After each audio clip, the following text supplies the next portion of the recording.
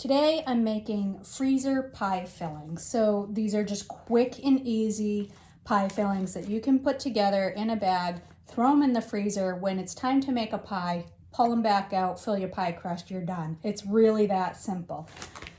Very simply, I've already peeled, sliced, and measured my apples. I've got 6 cups. That's going in the bag. I've got my pre-measured sugar. For this recipe, it's a 1/2 cup. My pre-measured flour. That's important to get your flour in there because that's going to be your thickener to keep things from being just a puddle of juice when you do bake it off. So that's going in, and just a little bit of spice. That's the recipe that's here in the article. Just the cinnamon, nutmeg, if I can do this without spilling it.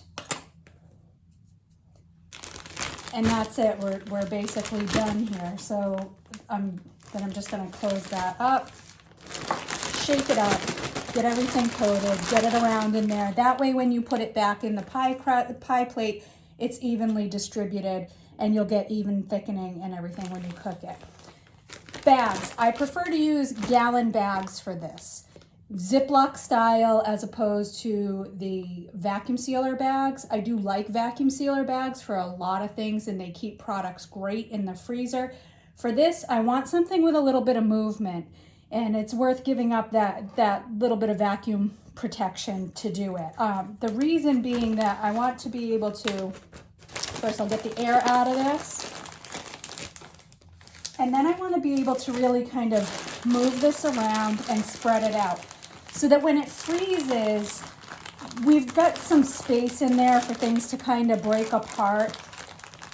You don't necessarily have to do it this way. It could be just kind of put in there one big clump that comes out as a massive clump. The thing is that you really, if you're going to do that, you really should at least partially thaw it before you make your pies. And this way, as long as there's a little movement and break up and you can mostly fill the pie plate evenly, then you can just dump this in, go.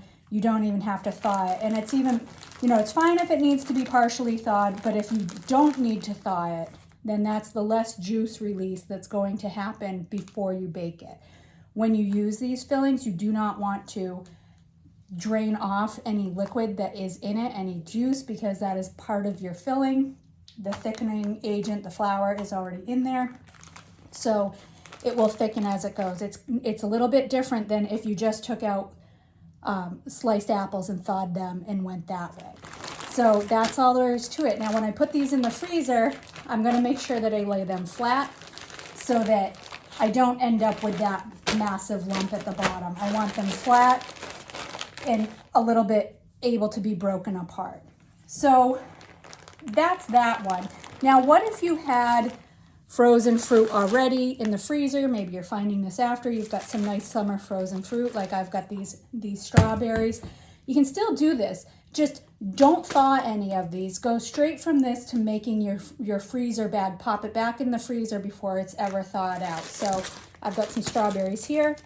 I know I need 4 cups for this recipe. That's what I've got in the bag. I am going to go back and put this in a gallon bag when I make it because I want that ability once again for everything to move around. So here we go. That gets dumped in. I've got my pre-measured sugar, flour, and spices. That's going on there too. Again, move it around, seal it, label it, we're done. It's ready to go back in the freezer. It's all set. We get pressed for time when it comes time to do baking for the holidays, or even if you just wanted something for the household, maybe on a weeknight. And this is a nice, fast, and easy way to take care of it, get it done, and have some really delicious pies. Anything that lets us eat more traditionally and more wholesome, I'm all for it. I think this will help a lot of you too. Good luck and happy baking.